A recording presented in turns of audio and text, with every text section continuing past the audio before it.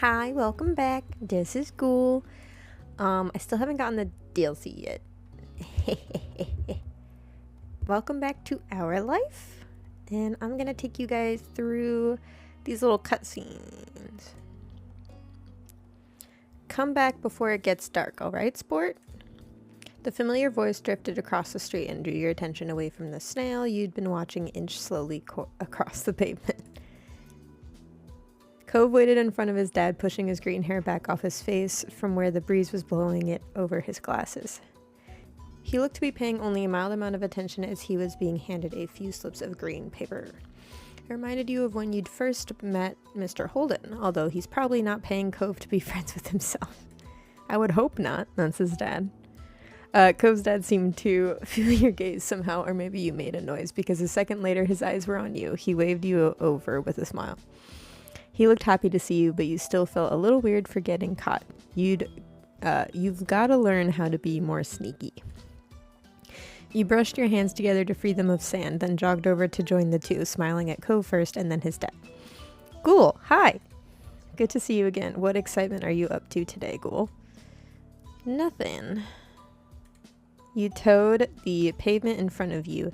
It would be nice to tell them about the snail you found, but you didn't know if they liked snails. Autism at its finest. After you finished answering the question, Mr. Holden's attention returned to Cove, who was preoccupied with folding the bills he had into a tiny rectangle. Sounds fun. It does? You weren't sure about that.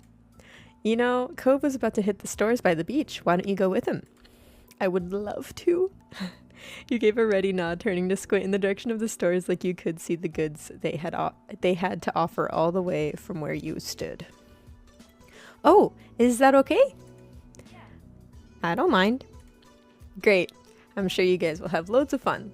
Mr. Holden reached into his pocket and pulled out a leather wallet filled with money. You found it odd, since your mom's only ever seemed to have cards in theirs. Here. He leaned in to pass a crisp 10 to Cove, giving him a wink and a whisper. Get something for your friend, too. Sure. That's my boy. That's my boy, bitch. Cove's dad ruffled his son's hair as he was straightening back up, the bill in his hand still held out towards the green-haired boy. Take care! Cove accepted the bill after a second and slipped it into his pocket, then with one last nod to his dad, he turned and started walking. You followed after him, intrigued at the possibilities this outing might bring. Cove strayed towards the gentle tide creeping up the sand, and you fell into place beside him. Right where I belong. It was a nice day. The sun was shining and there weren't many clouds in the sky, though the wind coming off the ocean kept it from being too hot. You took in a deep breath, enjoying the scent of salt and ocean air. When you looked at Cove, he was dragging his feet through the sand a little, and you slowed down to wait for him. His eyes searched the ground intently. You're looking for snails or you're looking for shells? What is it? You didn't feel the need to ask why. I don't think snails... Aren't snails more like riversides? Like by rivers and lakes? Are there snails on the beach? Oh, my meds are ready to pick up. Sweet. Okay. Are you looking for shells? Yeah, that seems the most reasonable. Cove started a little at the sound of your voice and mumbled, sort of. If you see any, you can let me know. You could manage that. You dropped your view to the sand, walking carefully so you didn't step on any. Maybe he was looking for snails. Fuck. We should have said snails. Maybe we would have found something in common. You were good at finding shells. You had a lot of them at home. Yeah, I know. We looked at them together. And always found new ones whenever you visited the beach. Maybe I can find a pretty, what was it, orange? A pretty orange one for him again. The comforting sound of the waves filled the silence with pleasant white noise, and you played a little game with yourself as you walked along, getting as close to the water as possible without getting wet. It resulted in you having to run up the sand quickly when a wave rushed in more than a few times, and although Cove threw a few glances your way, he didn't say a word. You didn't either. What did you want to go to the shops for? What do you usually do on the beach? I mean, if he's not going to strike up conversation, then I feel the need to take the lead. Shops? Beach. Ooh, let's do beach, because... Well, we're going to the shops. but I'm pretty sure with the name Cove, you gotta like the beach. Okay, hold on, let's just do beach. Lots of things. I like bodyboarding and volleyball and surfing and everything and stuff. Real. The idea of standing on a big board while the waves propelled you towards shore was mystifying. I guess that means I've never done it. I'm not allowed to surf. It looks hard. Yep, that answers my question. Not once you get the hang of it. I could show you sometime. But I'm also not supposed to surf right now because I have this. He lifted up one arm, showing off the glaring pink cast wrapped around his wrist. Yeah. That's sad for him. Cove still smiled, though. You thought his nonchalant attitude towards the injury was pretty brave. He is very brave. I also like collecting stuff that's on the shore. Shells, sand dollars. I found a shark tooth once. You did? Cove stretched out his forefinger and thumb. It was this long. That was somehow both scary and delightful. No way! I mean it. I still have it under my bed. You'd have to remember to ask him to show it to you sometime. What about you? What do you do out here? I don't come to the beach a lot. I like swimming. I like looking at fish. I like to build sandcastles. Nothing. See, I want to say I like swimming because that's true, but like he can't really swim right now, so I don't know if that would make him sad. Let's do swimming. Screw it. Cove's lips curled up in a small smile. Oh yeah. Okay. Me too. It occurred to you that you hadn't been swimming in a while. There was just so much to do before school started up again and so little time. Once you reached the shopping area, the noise level grew exponentially. No longer just waves and footsteps, but the chatter of people enjoying the lovely summer day. The call of birds trying to find bits of food left behind, and lots of salespeople trying to get attention. You sniffed the air as you walked along... Why'd I say alongside? As you walked beside Cove, you could still smell the ocean, but there were other scents now, too. Pizza, pretzels, hot donuts. Ooh. I could go for donuts right now. It was alright. It was nice. It was not very nice. I'm still not really sure if Cove is, like, introverted or extroverted. Because, like, this would be, like, a lot, probably, for an introverted person. But I feel like he's kind of neutral. I'll say it was nice. The energy surrounding the area seemed to fill you, and there was a bounce in your step as you began looking at all the familiar sights. There were so many things to do, you didn't know where to begin. You looked at Cove, hoping he was just as excited as you were. Cove was glancing from one side of the street to the other with a look in his aquamarine eyes, ooh, dramatic, that you couldn't quite work out. What's that? Cove pointed to a large crowd of people gathered near a few tables with large, colorful umbrellas blooming from their middles. You couldn't see past the adults who were blocking the way, but you knew there must be something worth seeing. Without another word, the two of you hurried over to see what all the commotion was about. Feast your eyes on the amazing Alexander! In the center of the crowd was a man with a tall hat and a funny green coat that had 3 long nails. What? Had 3 long tails. There was a little table next to him with a cloth hanging over it that read, "The Amazing Alexander" in glittery golden script. Well, that's dramatic. Why tell people his name if it's already on a sign? That's a good point. Cove hummed with understanding, then turned to walk away just as the Amazing Alexander began shuffling a deck of cards. You bit your lip, reluctantly starting to follow after Cove again. You continued looking over your shoulder, however, wanting to see as much as you could before you got too far away. Hey! Not watching where you're going proved a bad idea as you bumped right into Cove. Oh, sorry. Did you want to stay or something? If that's okay. He briefly lifted his arms up off his sides before returning them to place. You could have said so. With that, it began. The magic man pulled one card out of the deck, showing it to the curious onlookers. It was a 4 of diamonds. Watch closely. You did, squeezing through a few of the adult onlookers to get a better view. Suddenly, the man snapped his fingers and the card just disappeared. Whoa! The Amazing Alexander, who had earned his title, turned his head and looked directly at you. He reached out with a kind smile. What's this behind your ear?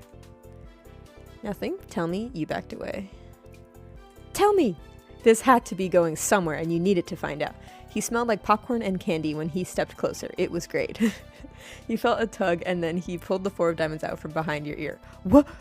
You knew that it couldn't really have come from your ear, but you still didn't get how he'd done it. There was a light applause from the crowd, and the man gave a deep bow. Childlike wonder. This is for you. The magician plucked a pair of balloons from a clump of them tied down to his table. Both were in the shape of a dolphin instead of being a normal circle. That's actually really cool. A dolphin-shaped balloon? And one for your friend, too. Thank you for being my assistant. Wow! Now you were really grateful he chose you. I feel like Cove is more mature than I am. Although we are both just 8 years old. After that, he went to someone else in the crowd. Oh, I don't know if I told you guys this, but this goes throughout his life. I don't know if you could tell from like the start screen. But like this is just like the beginning of the game where they're both 8 years old, but then they like progressively get older as time goes. So yeah. If you're not into like a dating sim that has children, which is understandable, it's literally just like childhood friends to lovers type trope. Okay, anyway, enough of that disclaimer. After that, he went to someone else in the crowd. Pick a card, any card. My uncle does that every time he visits. Not the balloons, the stuff with the cards. Cove spoke plainly while reaching over to take the dolphin that had been designated for him. Maybe it wasn't so special. Cove is just... I cannot talk today. Maybe it wasn't so special. Cove is just ruining the fun. At least you had a fun time. You wondered if Cove's whole family was magic. Yes. If so, he was lucky. The crowd started to clear some, and you noticed to the side there was a whole rack of brightly colored kaleidoscopes on display. Picked up a kaleidoscope, you picked up a Rubik's Cube, you picked up a magic 8-ball, you walked past the toys. Of course we're not going to walk past the toys. Let's do a kaleidoscope. Oh. You shifted your balloon string to your other hand so you could bring the mysterious tunnel to your eye. A whole palette of colors appeared right in front of you, spinning into all kinds of different shapes as you twisted the end of the tube. Oh, okay. Sorry guys, for a second I thought I was late to therapy, but I still have an hour. Cove picked one up and looked through, twisting the tube at the end. After a second, he set it back on the rack, moving to the other side of the stall. He went under the awning, careful of his own floating dolphin, and you joined him. Did you have places like this in your old town? Are you having fun? I don't really like it here, you said. Are you having fun? He nodded and you smiled back at him, happy to hear it. When Cove moved towards some stalls nearby, you followed beside him. Oh. While Cove looked at sand piles, you were drawn to a table with colorful keychains laid out on it. They were sewn in the shape of sea creatures, and there was a plaque that read, "Handmade," standing proudly in front. There were lots of different types. You saw a dolphin, a shark, a crab, a turtle. Ooh. Picked up the dolphin, the shark. Picked up the crab, the turtle. Dolphin or shark?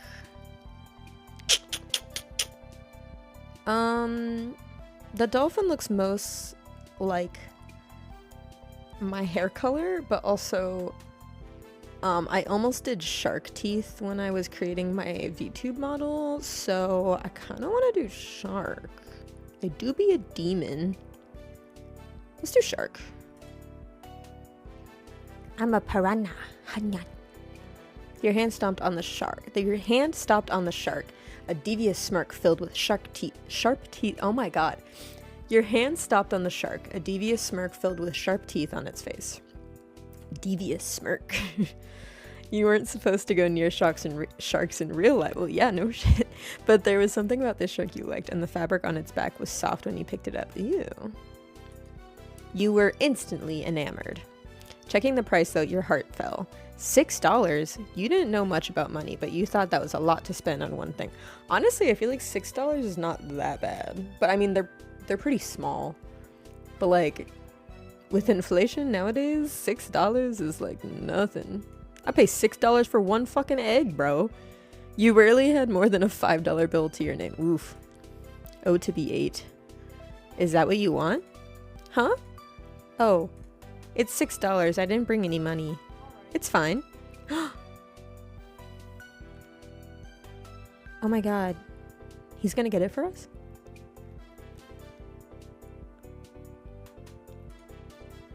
Really? Really?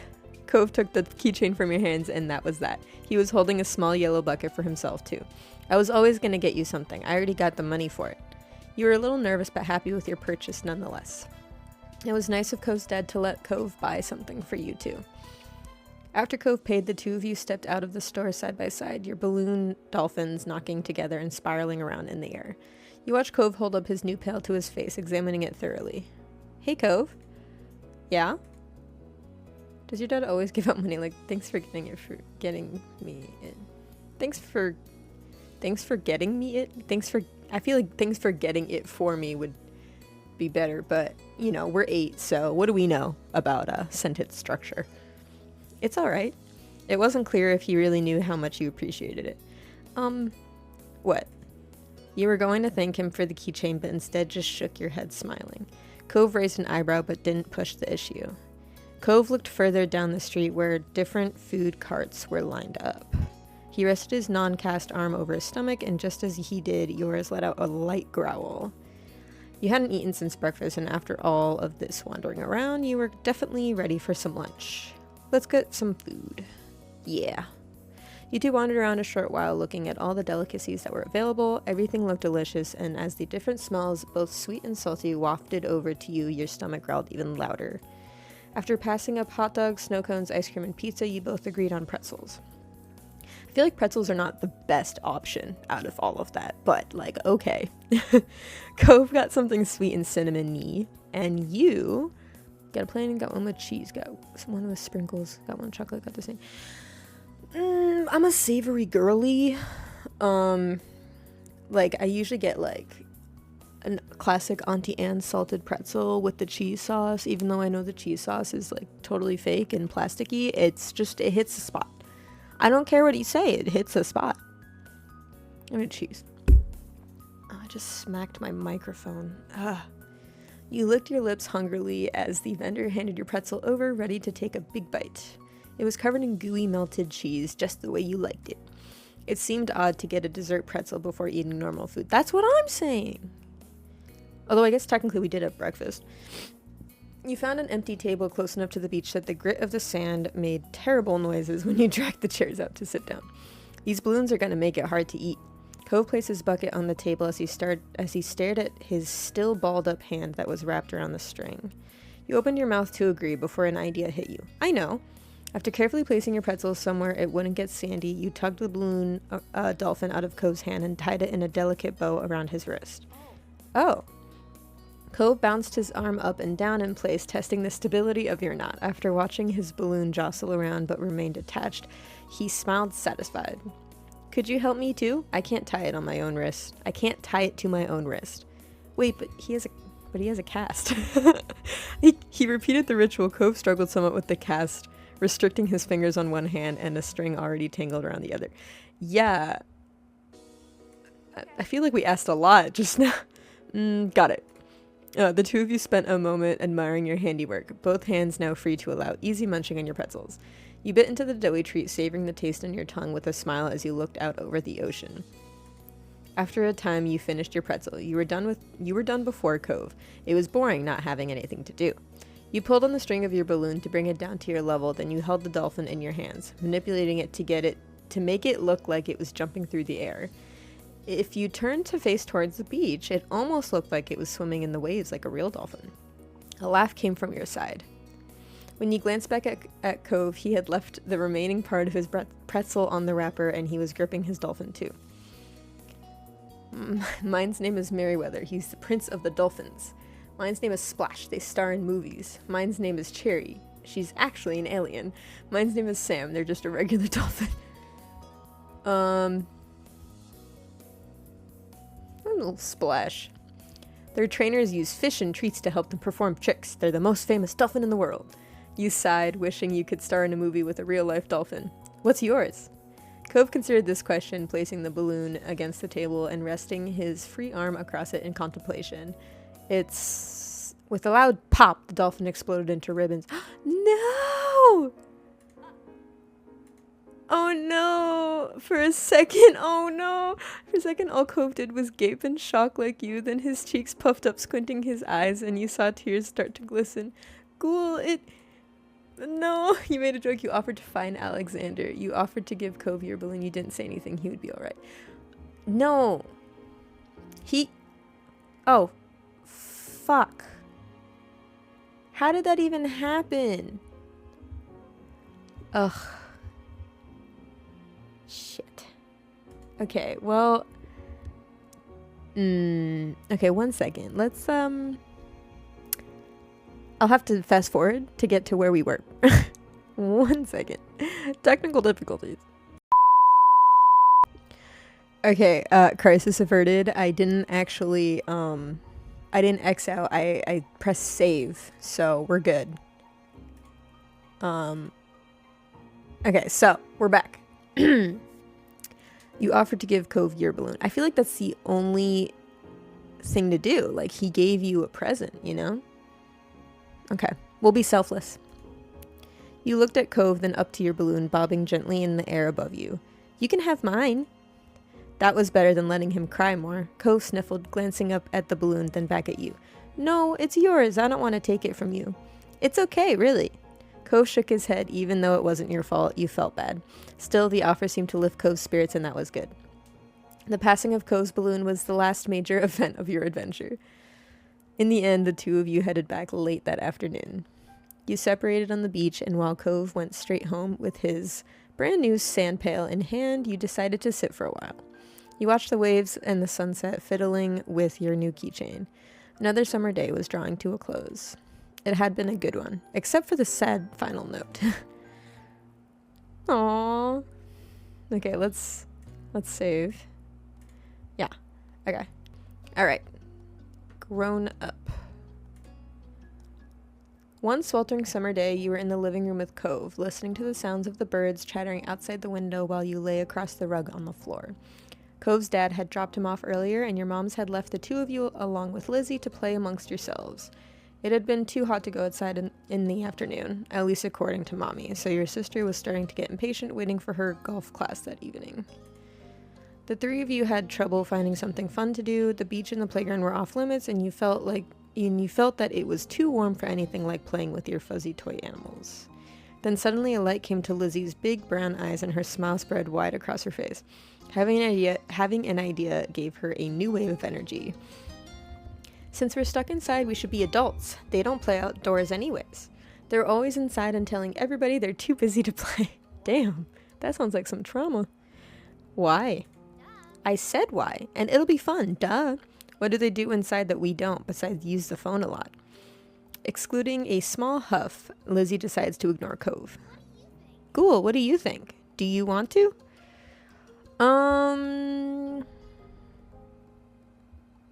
Cove said it. That doesn't sound fun. Come on, neither of you have had one single idea all day. You could tell that Lizzie wasn't about to give in anytime soon. Fine. With her victory against Cove under her belt, Lizzie turned to you triumphant. Yeah, there's a dude kept hesitating. I'll try it, but that sounds boring. It's not gonna be, I guarantee. Lizzie seemed more determined than ever, and you could only sigh. Satisfied that neither of you were about to bail on her, Lizzie thought over her options while you watched. After a few seconds, she clapped her hands together and beamed, apparently having settled on something without asking either of you. Oh, well. Okay, I'm gonna be a professional golfer. Ghoul, you and Cove can be a beach volleyball player, a gymnast, or a tennis player. Why can't we pick anything we want? Because I have a fun idea, that's why.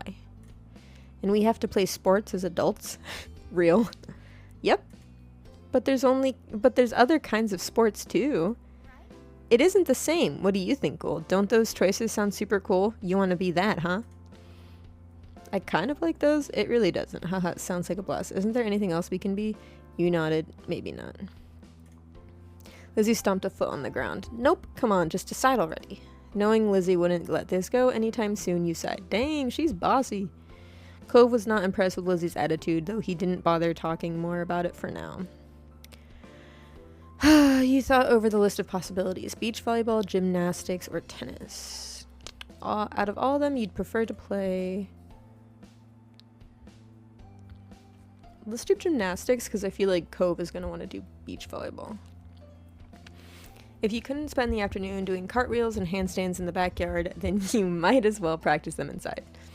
There wouldn't be as much space as there was outside, but you could still try. Yes, that was clearly the top option. I guess I'll be a gymnast. All right. How about you, Cove? I pick volleyball. See, I knew it. It's because he likes the beach. I should have known. Yeah, no, same. Okay, so Ghoul, you're a famous gymnast, and Cove, you're on a popular beach volleyball team. And Lizzie's ponytail bobbed when she proudly stretched her arms wide. We're Olympic athletes who just competed in the Olympics. Cove didn't seem all that impressed with the announcement. He made a face and adjusted the glasses on his nose. Okay, I still got 40 minutes before therapy. That's really specific. That's what makes it fun, anyway. Lizzie marched back and forth in front of the both of you, getting lost in her own imagination. Wow, this is really reminding me of my own sister. Oh shit. I skipped something. I think she was talking about a famous golf player. Okay, who's that? Lizzie stopped on the spot and turned on him, her brown eyes shining with impatience. It doesn't matter if you know who she is. It's a golf thing. You guys won medals, too. Oh, you guys won medals, too. Cove, your team was bronze, and Ghoul, you barely missed out on the gold and got silver. It's more real if we're not all first place. Silver sucks. I don't want to. I'm okay with that. Hey, can we do better than silver? Silver's not bad. Nice. Hey, can we do better than silver? You pouted at Lizzie, unhappy with the decision. Ghoul's right. Lots of people lose at the Olympics. Them's the breaks. Then you're the one who did, not me. Lizzie looked taken aback by Cove's declaration, as though the thought of her losing was completely absurd. No way, it wouldn't make sense. I'm already practicing my golf game. She took a golfing stance to make her point, pretending to swing her club and hit an invisible ball. So what kind of house do you want to live in? Cove hadn't changed his mind about winning, but thinking about where he'd live as an adult appealed to him, apparently because he looked back at Lizzie with some of the anger fading. I'm going to live on the beach. Lizzie made a face at him, poking out her tongue. That's kind of boring. We already have that. No, not like the normal houses here with a street on it, right on the sand, by the water. Just like that, all the tension was back. You hadn't even had a chance to choose where you would want to live yet. That's not very fun or smart, Cove. You can't live on a bunch of sand and shells. But I want to, and I will. Cove narrowed his eyes at Lizzie, even though she stood half a head taller than him. I mean, what better way to practice beach volleyball than to live on a beach, you know? You didn't give out a list of things to pick from this time, so I'm picking that. Why are we even playing pretend if we can't imagine anything? That's what I'm saying. Jeez, well, I'm gonna live in a mansion far away from here and far away from you. Whoa. One with an indoor pool and a place to practice my award-winning golfing. How come you were yelling about mine when your idea is even more impossible? Lizzie's face flushed red, her hands balled into fists at her sides. It is not impossible, and it's better than yours. Disagreements always seemed to crop up when the two of them were together, and you always felt like you were stuck in the middle. But when it came to the topic at hand, this time you thought you'd prefer a mansion. Being on the beach was cooler. Oh, you wanted to agree with Lizzie. Cove was right. You were tired of deciding between either of them.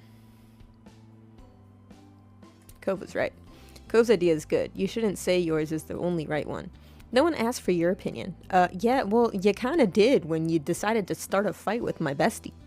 He smiled slightly over the agreement and then turned to Lizzie with bolstered confidence. You can swim whenever you want if you live on the beach. We can still swim any way we want. We can still swim anytime we want from where we live now. Being a little closer doesn't mean anything. Says you. The two of them scowled at each other. You're being so unreasonable. I don't get what you want. This game doesn't make sense. It does. You have to be realistic. I said that. But you're not.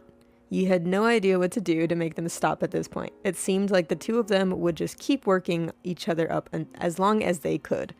Nothing you'd say so far had kept them from being mad. Thankfully, like a greeting card angel, Mom walked into the room. Lizzie rushed to her, hanging onto the hem of her shirt and poking out her tongue at Cove. Lizzie, Ghoul, it's time to get ready to go. Sorry you have to leave already, Cove. Their mommy said she'll walk you home so you won't be left in the cold. It's cold? I thought it was summertime. Cove was still glaring at Lizzie, his face flushed red with anger. I can go by myself. But, bye, Ghoul. Bye, Ghoul. Damn. There was still a harsh edge to the brief farewell, but you knew it wasn't you he was mad at. Without giving Mom a second Without giving Mom a chance to stop him, Cove stood up and stalked out of the room, shoulders drawn tight. Okay. Worried, Mom turned to look down at you and Lizzie. You two were playing nice with our new friend, weren't you? You lied, you told the truth. They were fighting, Cove and Lizzie, for the whole time. Your sister's jaw dropped, looking betrayed, as Mom put both hands on her hips. Lizzie, listen, I'm sorry. You were being kind of a brat, and I'm in love with Cove, so... Hoes before bros. Or what's this, like, sister? Chicks before dicks? Isn't that... No, wait. But we're doing the opposite, so dicks before chicks. Girl, I don't even know. Elizabeth, I told you to be kind to him. He's having a hard time right now. Lizzie's mouth closed back up, replaced by a tiny frown. I know, I tried, but he was... No buts. We both know you can show someone a great time when you put your mind to it. We're going to apologize to Cove and his dad over the phone when he gets home from work tonight. Lizzie hung her head, dragging a foot across the ground in front of her. Okay, Mom. Good girl. You caught pieces of Lizzie sulking to herself about how it was his fault too, but it was over. Right, we better get a move on. Let's go, kids. Nolani, where did you leave the car keys? Is that her name? That is so cool. Mom hustled you all out the door, and you noticed during the car ride to golf practice that Lizzie was quieter than usual. She was usually the first one to request which music to listen to in the car, but she didn't say a thing. Your parents noticed she wasn't in a mood to be bothered. They gave her space, and Mommy just asked you what you'd like to listen to. You picked your favorite song. It always made the car ride more fun. You chose the soundtrack to a cool movie you saw a couple months ago. You chose a song you knew Lizzie liked. Maybe that would cheer her up. I guess technically because it's my fault for ratting her out, let's just pick one that she would like. You were happy to see it brightened her up right away, and she started singing along with it. Soon enough, her bad mood was a thing of the past. When the car ride was over, you spent the twilight hour watching Lizzie hit things with other girls her age. Wait, are we at a competition? I don't remember. You didn't know much about golf, but you could tell that she really liked it, so you sat with your moms and tried to puzzle it out. This shit looks fancy. Country club looking ass. Expansive ass. Shit. It was nice sitting outside after being cooped up in the house all day, and you stretched out your legs to let the last few minutes of sun warm your skin. When the sun was finally out of sight, dipping behind the horizon, you all got ready to leave. Instead of going straight home, your moms took the family out to dinner. You went to a restaurant you had all been going to ever since you could remember. The whole afternoon had been a bunch of shouting you hadn't been able to stop, but you could kind of tell that all this helped Lizzie be less angry. The car ride home was quiet, with only the radio providing escape from silence. Lizzie had been in better spirits now, but the closer you got to your neighborhood, the more she wiggled in her seat and frowned out the window. She knew what was coming when you all got back home. Clearly, she was dreading it. Soon enough, Mom was turning onto your street, then reversing it into the driveway. When she cut the ignition, it was dead silent. No one spoke, only unbuckled their seatbelts and opened their doors. Lizzie was the last one out. Once everyone was inside and done taking off their shoes, she propped her hands on her hips. Now then, Mr. Holden's car's in his driveway, so he should be back from work. That's good news, isn't it, Elizabeth? You and Cove can hash things out before the day's gone. Lizzie didn't complain or put up a fight. Her head ducked so she didn't have to meet anyone's eyes. She nodded once. Good, let's move this to the kitchen. Mom went over to the house phone. The rest of you followed behind her. Mommy put a gentle hand on Lizzie's shoulder as they walked side by side. You watched them from the back. This was only happening because you told on Lizzie. You didn't regret it. You felt a little guilty, like you had betrayed your sister. You hadn't liked doing it, but it had to. It was her fault for doing it in the first place. You felt a little guilty, like you had betrayed your sister. I mean, yeah, but like, I feel like I had to. Yeah. Being a tattletale didn't feel good, and you wouldn't want someone else to tell your moms everything you did. Still, your mom had asked directly, and you wanted to be a liar even less. Fair enough. The four of you stood around the kitchen in a lopsided square. All eyes were on Lizzie, who kept her gaze on her feet. You remember the number for Cove's house, don't you, honey? Lizzie jerked her head in another nod, sullen. Without further prompting, she stepped forward and she began to dial. Mom reached over and pressed a button on the base. Suddenly, you could hear the phone ringing. She'd turned on the speaker. The phone rang a couple of times and stopped. Mr. Holden's warm voice came through the other end. Can't we just, like, knock on the door? Like, they live across the street. Why do we call them? Okay. Evening, Holden residence. Lizzie looked over at Mommy, unsure. She nodded encouragingly. Hi, Mr. Holden. It's, Lizzie. Can I talk to Cove? Lizzie friend? What a surprise. But of course you can.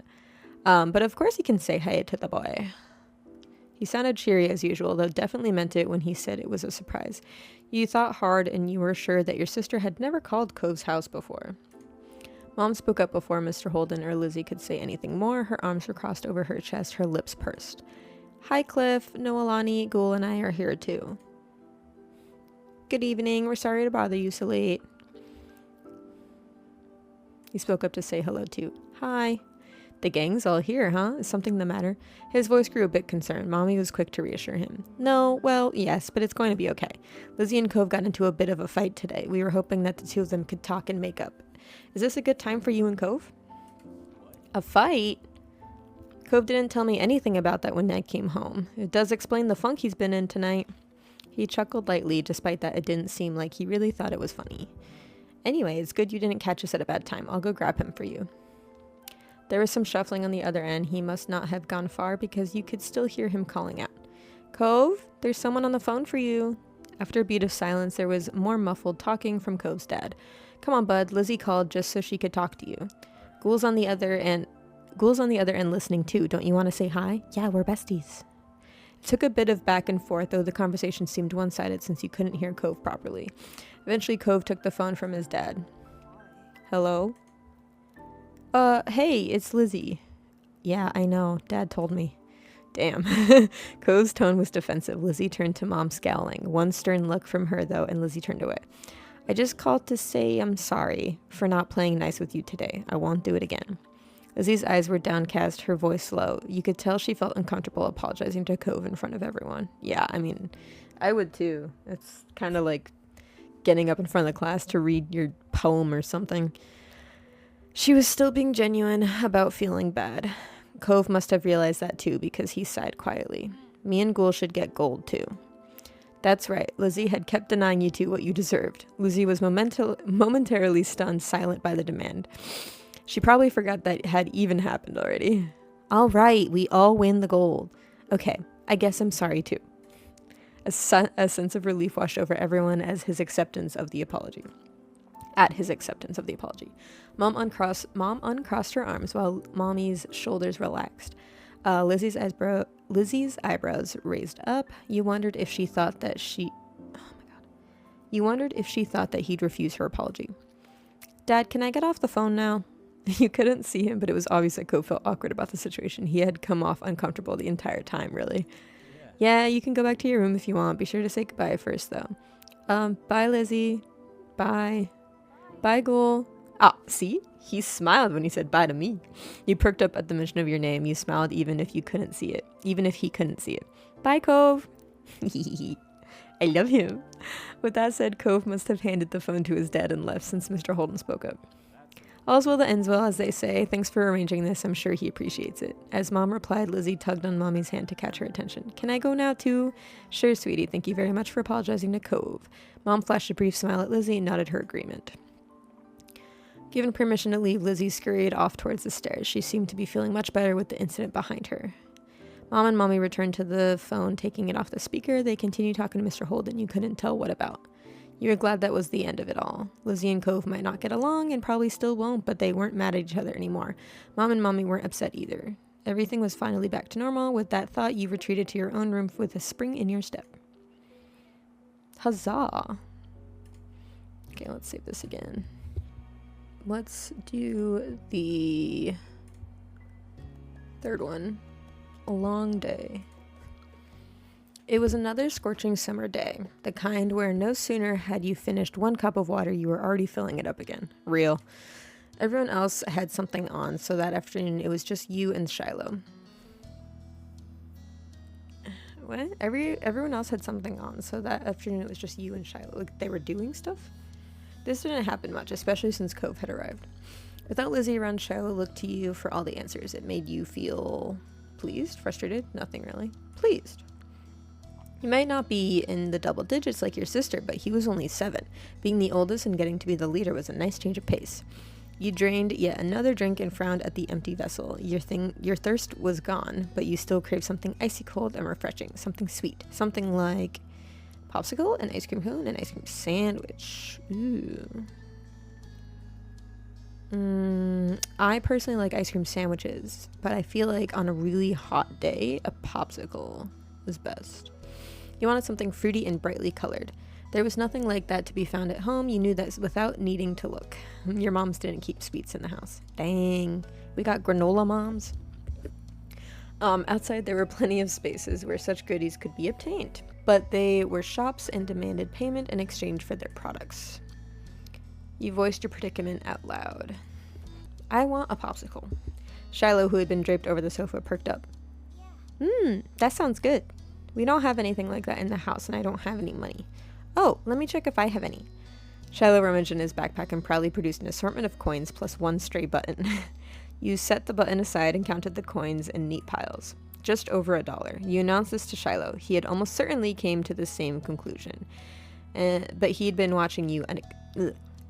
He had almost certainly come to the same conclusion, but he'd been watching you expectantly. It's a start. Shiloh beamed at you. We'll need to find some more. Okay. The two of you lifted couch cushions, stuck tiny hands down deep crevices in the sofa and under furniture, and scoured the back of drawers. Most of what you found was useless or gross, bent paper clips, fluffy wisps of dust, or sand crumbs, but every so often one of you would strike silver or bronze and add it to the growing pile of coins. Dusty and disheveled from checking every room and squinting into every tiny nook, the two of you finished pulling your finds. Shiloh held his breath as you counted the coins once again. $2.53 and 2 buttons. You didn't know when the second button had decided to join the party, but you were too pleased with your successful haul to throw it out. Is that enough? You figured he knew the answer, but you appreciated him recognizing your authority on financial and ice cream matters. You straightened up before making your pronouncement. Yeah, we've got enough. You could now afford something in the shops, just one thing, and that was infinitely better than none. Shiloh clapped his hands. Yay! The two of you dashed outside. The promise of sugar buoyed you on to your destination, where, breathless but happy, you stared at the overwhelming number of options. You knew what you wanted, but it wasn't just you who had contributed the funds to get the treat. Yeah, it was mostly him. He seemed to notice your pause. Aren't you getting a popsicle? Shiloh asked, as though he was entirely separate from the decision, rather than someone with a stake in the outcome. Do you mind? Shiloh cocked his head to the side. It was your idea. You should choose. You went ahead and got what you wanted originally. Are you really sure it's okay? You tried to get something you both wanted anyway. Yeah. It wasn't fair for you to be the only one to decide when he'd been a main factor in making this happen. Some of the money came directly from his backpack. What do you like? All of them. They're so good. You pressed further. But what do you really like? Popsicles or ice creams? Which is your favorite? Aw, it's so hard to pick. I don't know. Frustrated, you cut to the heart of the matter. You want me to choose? Yeah. And that was that. You got the dessert you wanted originally and hoped Shiloh would actually like it too. Finally, the reward for all of your hard work was in your hands. You sucked on the fruity popsicle you'd bought, the icy treat cooled you down perfectly, and the zesty flavor was refreshing. You held it out to Shiloh so he could take a turn. He shook his head. You can finish it.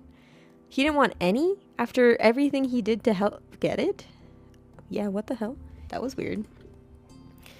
But you accepted the offer. You tried to include Shiloh. Even if Shiloh said it was okay, every story you'd ever seen on TV or read in a book said that sharing was caring. You stood your ground even as the treat started to trickle dangerously towards your fingers. It's only fair that you have some. We both bought it. But you want it more than I do, and getting to play was a lot of fun already, so you can have it. That's more fair. You held it out to him. I want you to have some even more than I want to finish it, so eat your part. Relenting, Shiloh took the treat and gave it a taste. His eyes lit up. It's really good, thank you. You smiled, pleased with your good deed. You picked the best one. Did he mean that? Shiloh was always nice no matter what happened. Even if he hated it, you knew he wouldn't say so. Maybe he thought it was gross, and that's the real reason why he didn't want to take some. You had no idea. You studied him as he ate a little more. He had every appearance of enjoying himself. Still weird. The two of you began to head back home as he ate. You walked side by side on the shore in silence, but your thoughts kept drifting to the boy beside you. Why didn't he speak up for himself? It was almost as if Shiloh didn't know how to say what he felt or was too afraid to. You figured that was his problem, you didn't care. Are you scared of me? You thought that was kind of sad. You scared of me? Shiloh opened his eyes wide, seemingly caught off guard by the blunt question. Yeah, I think so. He says that, but friends should be able to talk to each other without being scared. If Shiloh wouldn't do that, then were you even really friends at all? He rubbed his hands together nervously over your non-reaction. I'm sorry. You weren't sure how sorry he could be without knowing what he's apologizing for, but you shook your head. You didn't do anything. It was true, Shiloh hadn't done something mean. He'd gone out of his way to make you happy. That didn't seem like it should be a bad thing, yet it bothered you. I just don't know if you like me. It's like it doesn't matter what I do, you're gonna act the same. I could be anybody and you wouldn't care. No, I like you. I really, really like you, Ghoul. I want to be friends. Okay. You smiled hesitantly at him and his fidgeting ceased. Even though you weren't sure if you believed him, this was only making things worse. You decided that maybe there were all types of friends. If Shiloh wasn't able to do things differently, this would have to be all right. Shiloh made you unsure about setting a label on the experience of spending the afternoon with just him. There had been good times and there had been confusing ones. You were positive of one thing, at least. The treat was delicious and that was nice. The sun was low on the horizon as you returned to your neighborhood. There you spotted two very familiar figures up ahead, Lizzie and Cove. Yay! You opened your mouth to make your presence known to them just as you saw the tears on Cove's face. You walked straight over, Shiloh at your heels. Once there, you defended Cove, took a moment to make a joke, accused Lizzie of causing trouble, carefully asked about what happened. Without a time machine, the only way you were going to find out was by asking the witnesses. Lizzie might have done something, but she could have been in the wrong place at the wrong time, or even come to Cove's aid. You wanted to hear the story. Cove, what happened? Ghoul, I got yelled at. He took a deep, steadying breath. Some grandparents got mad at me. Oh, sorry. Lizzie jerked her head in the direction of a nearby house. Your heart sunk. You knew exactly what had happened. Every year the same meat-old couple rented out that condo for the summer. You, Lizzie, and Shiloh knew to stay away from them, but Cove couldn't have. They're like that with everyone. Even your mom struggled to find anything nice to say about them, but the elderly pair particularly took offense to kids. It didn't matter if they were really nice like Cove. Yeah, Lizzie said. Lizzie drew herself up at that. She looked pointedly in your direction. Uh-huh, I was helping. That's cool. Is there anything I can do? No, I'm just gonna stay away. Or you could teach them a lesson. There was a devilish glint in her eyes. What? You could ding-dong ditch them. Go ring the doorbell and run. It'll be great, because they're so slow. They'll never catch you. Devious. That's dumb. I don't want to go near them ever again. You're saying that because you're a cluck-cluck chicken. Cove glared, but didn't take the bait. Lizzie turned to you. You're not a chicken, are you? You'd rather disappoint. You thought they deserved worse.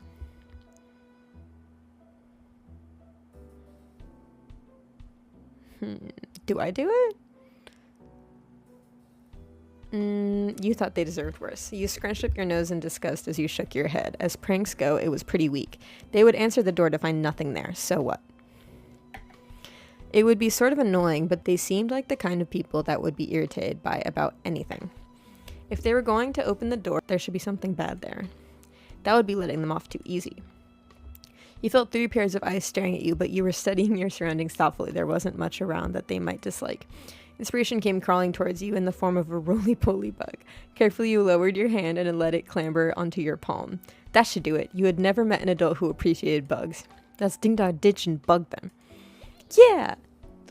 We'll go hide. Run as soon as you hit the doorbell. Good luck! Lizzie and Shiloh ran across the road to take shelter in the bushes. Even once they settled down, you could make out 2 child-sized shapes staring from between the leaves. You knew where to look for them, though, and so you told yourself that the grouchy old people wouldn't spot it. Cove sighed, his gaze flicking to the house and then back it to you. Be careful. It'll be okay. He gave the door and you one last look before joining Lizzie and Shiloh in their hideaway. The weight of 3 pairs of eyes on your back was heavier than anything you'd carried before as you approached the door. Ooh. You stared down at the little bug still wriggling in your closed hand and carefully placed it on the ground where it could be seen but off enough to the side so it wouldn't be stepped on. You rung it. You slapped the buzzer and ran. Blood thumped against your eardrums with every step. Would you make it in time? Approaching the hiding spot, you knew that there wasn't time to go around the bushes as the others had done. You took a shortcut, leaping over them. Or to be more accurate, crashing into the tops of the bushes and then falling over to the other side. Cove quietly hissed as you unwittingly collided into him. But by the way his arms were out, it seemed he had intentionally tried to cushion your landing. Wait, I hope I didn't break his arm more. Shh. Lizzie put a finger to her lips and nodded at the house. You disentangled your limbs from Cove's and spun around to see the old man framed in the doorway, peering back and forth suspiciously. You covered your mouth with your hands, but it wasn't enough to stifle your giggles. Maybe he spotted one of you, or maybe it was the leaves you displaced while jumping, but he locked eyes with the bush and stormed over in your direction. Shiloh gasped and looked to Lizzie. Run! Your sister did not hesitate to take her own advice, neither did Shiloh. You got up, but seeing Cove struggling to extract himself and stand up with just the one fully functional arm, you gave him a hand up before taking off after the others. As you made your escape, you thought to yourself that he didn't even notice the bug. The old man's hollers propelled you all from the street to the sanctity of the hill. Only once you were saved did you notice the stitch in your chest and the ache of your legs. You flopped down, the blades of grass tickling your face. Lizzie, who had taken the lead in the end, was already lazing on the ground. The four of you took a moment to catch your breath and enjoyed the feeling of cool grass against your skin. Hey, Cove. Cove lifted his head. I told you there were mean grandparents around here. Cove rolled his eyes, then decided this wasn't dismissive enough and rolled his whole body away from your sister. That's so petty. Lizzie chose to ignore his response and started chatting to Shiloh, who eagerly joined in the conversation. In the back of your mind, you knew you'd been second fiddle again to Shiloh once Lizzie came around. It was always like that. It always went like that. And it was fine, you thought. You still felt a little sad after how much time you spent together today. Yeah. You had been hoping the two of you might have become closer, but you had to let it go. He was just happy where he was. There were other things to attend to anyway. You wriggled closer to Cove. He had calmed down for the most part and was inspecting a flower. His fingers pinched the stem and tilted the white petals towards him. That's a poppy. Oh my god, like from Up on Poppy Hill. We're on Poppy Hill. I love that movie. Cove glanced at you in acknowledgement, then back to the flower. And the type of poppies on this hill have the name white linen poppy. Mom told me. He quirked a smile. That's funny. He ran a finger around the edge of the petals. It doesn't feel like cloth. You'd need a lot of them to make anything. He nodded and released the delicate plant. Evaluation complete. This is my favorite kind of flower, but I didn't know what it was called. Thanks. Whoa, that is so many options. It's mine too. I like roses. Buttercups are really great. My favorite is Snapchat. Hibiscus are the best. Peonies are pretty. I love sunflowers. I'd pick tulips. Orchids are the most special. Type your own answer. I like all flowers. I don't care about flowers. I only know what my mom tells me. Let's just do it's mine too. So we have something in common. Cove's smile widened as he looked at you. Cool. Aww. Oh, he's so cute. You moved onto your back with a small smile and looked at the darkening sky. The blanket of clouds reminded you of a thick throw you curled under on cold, rainy days. You wondered if the clouds would be as soft. They lazily floated on by, splitting from each other, merging and morphing into new shapes. You saw a dolphin, you saw a car, you saw an alpaca, you saw a smiley face, you saw cloud shapes. Let's do dolphin. You saw a dolphin leaping through the sky. You nudged Cove and pointed to it. Look, a dolphin! Cove joined you in gazing skywards. Yeah, I see it. Really? No, but I like dolphins. Hey! He chuckled at your reaction. Oh, we're besties. All the sun's light faded from the sky and the moon rose higher. Lizzie got to her feet, dusting strands of grass from her bare legs, and surveyed her surroundings. The ocean, visible from the crest of the hill, beckoned with every sweep of the tide. Let's go to the beach. There was no argument from the other two. Shiloh was still Shiloh, and Cove would never say no to going to the shore. He was a child of the sea. You wanted to go there too. We were too tired to argue. We're happy to do what the others wanted. Objected to the plan. Let's just go there too. So you eagerly joined the others in descending the hill down to the water. You stepped onto the sand for the second time that day, but it felt different at night. Yes, cold. The beach was nearly quiet at this hour. Abandoned sandcastles and footsteps in the sand, too big to belong to any of you, were the only indication of how busy it had been only hours earlier. The four of you kicked shoes off and removed socks and walked along the water's edge. The waves tickled your feet. I wonder what would happen if you tried to take a bath in the ocean with shampoo and everything. That would be bad for the fish. I didn't say anyone would do it. Jeez, you don't have to be serious about everything. You're the one who asked what would happen. That is what would happen. It hurt the fishies. It hurt the fishes. Yeah, no, he's not wrong. He's just a realist. I like bubble baths at home. They're a lot of fun. Okay, Shiloh. Me too. Bubble baths are luxurious. You never heard Lizzie use that word before. Mommy loves to have bubbles in her bath. She'll turn the lights off and have candles. I'm gonna do that next time. Romantic. Hey, when's your mom coming to pick you up anyway? Not for a while. She's busy. What about your dad? How come you never talk about him? Nobody does. Ooh. Don't you know you're not supposed to ask something like that? Why would somebody want to talk about something they never talk about? That's a good point. You kept your eyes on the ground, watching your toes get swallowed by waves. Even if Shiloh never seemed upset when this topic came up, it made you feel awkward just for having both of your moms.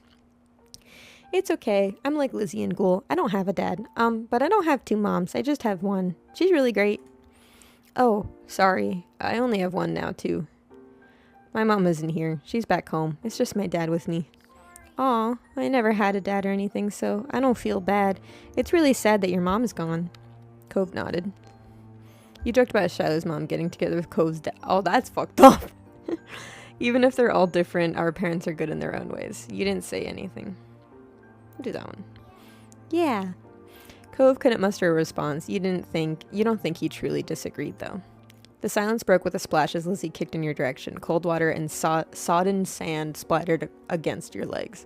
Lizzie giggled, foot still outstretched from the kick. Cove joined in, striking the incoming waves to make a splash of his own. Shiloh scurried out of Cove's spray zone with a grin. You made a run for it. You were already too dirty and wet for comfort. Nothing that happened there would feel as good as getting dry. You got out of the water before anyone could catch you again. Perching on a rock, you scraped the wet sand from your legs as you watched the others. The sand came away in thick chunks at first, like clay, but where it had been thinner, it had already dried and clung to your skin. Cove and Lizzie were relentless, while Shiloh mostly just dodged. Ah! Shiloh's brief exclamation was drowned out by the biggest splash yet, caused by him falling face first onto the ground. That would have been bad enough without the wave that followed, cascading over his prone body. Jesus Christ.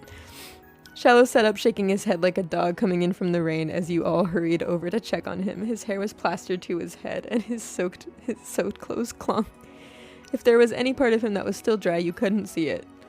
That was crazy. Are you okay? Yeah, my foot got stuck and I fell over. Way to go, Shiloh, you Dumbo. You offered him some help up. Shiloh didn't take your outstretched hand. After a moment, you dropped it. Lizzie was too busy snickering to notice and held her hand out to Shiloh, too. He reached over and took it. Slowly, he started to pull himself from the ground. Wow! So he does have a favorite. Then he slipped on the slick sand, dragging him and Lizzie down just in time for another wave to hit. The water rolled over them. Pfft. Ah, sorry! What were the odds of that happening twice in a row? Oh my god, that's like Doofenshmirtz. I would only have 2 nickels, but it's weird that it happened twice. You thought they must be low, but there's no way Shiloh would do something like that on purpose and pretend it was an accident, especially not to Lizzie. Even if your relationship with Shiloh felt unclear, he did at least like her a lot. Lizzie was his favorite, right? Smiling boldly, Lizzie extracted herself from the ground and wiped a streak of sand from her cheek. She didn't intend to let this embarrass her. Shiloh got up again as well, this time without incident. He still looked like a drowned puppy, but that didn't stop Cove laughing at the two of them. With that, it was time to call it a day. The 4 of you made the journey back home, leaving a trail of wet footsteps and sand in your wake. Damp clothes may have weighed down some of the group, but your spirits were high. Your arms swung side to side as a cool breeze flowed past. Your moms were outside, chatting to Cove's dad. We're back! Your mom's faces fell as they took in the state you all were in, ranging from messy to soaked. Elizabeth, is that all that you have to say for yourself? You brought half the beach back with you. They certainly did. What's Marigold going to do when she comes to get Shiloh? Is that how you want him to be for the long drive home? Cold and filthy? Lizzie's expression turned sulky over the scolding. Being the oldest could be fun, but it also meant she was the first to get in trouble when something went wrong. Real. Mr. Holden, on the other hand, chuckled as he ruffled Cove's matted hair. You been out making memories, bucko? I'm glad you had a good time with your friends. Cove used his slightly moist cast arm to push his dad off. Mr. Holden's eyes widened when he noticed even that had gotten wet. Now he was worried too. I think they could have found a less risky way to spend time and had just as much fun. That might be right. Kids, what can you do? Come on, Cove, let's go get you cleaned up and dried off. We wouldn't want that cast to have to be reset. Cove winced at the thought. "'Kay. That a boy." Mr. Holden casually bent down and plucked Cove up off the ground, ultimately holding Cove against his chest. Sand was already transferring from Cove onto him, but that didn't seem to bother Mr. Holden. Cove protested being carried, but only got a reassuring pat on the back for his trouble. "Good night, Cove. Thank you for the talk, Cliff." "Night, friend, family, and Shiloh, too." Resigned to his fate, Cove twisted his body in his dad's arms in order to turn around and wave goodbye. Smiling, you returned a tiny wave of your own. "Well, we'd better do what we can to fix you guys up, too. Come on, everybody, inside. I want you to march straight to the downstairs bathroom." "Yes, Mom." "Okay, Lizzie's mom." "Don't worry about stopping to wipe your feet on the mat this time. That won't do much good tonight." Sitting on an old beach towel your mommy had found, you waited in the hall until you were less sandy. You weren't allowed to go to your room or walk around the house. But you did get to eat a sandwich for dinner there. It felt like an indoor picnic. It had been decided that Shiloh would wash first and borrow some of your clothes. He was already finished and packing away in his mom's car. Miss Fields had come to collect him a little while ago. It was a bit of a funny experience seeing him without that hat on for once. Lizzie, being much more soaked than you, got to go into the tub next. It wasn't a bubble bath as she had hoped. This was a no fun allowed cleanup session, at least that's what she claimed. Not much longer and it would be your turn. When the bath was done, you'd have to go right to bed. After a day like this, though, you were glad that there weren't going to be any further events. Drifting off to sleep sounded like a great idea. Okay, and I'll see you next time. And bye!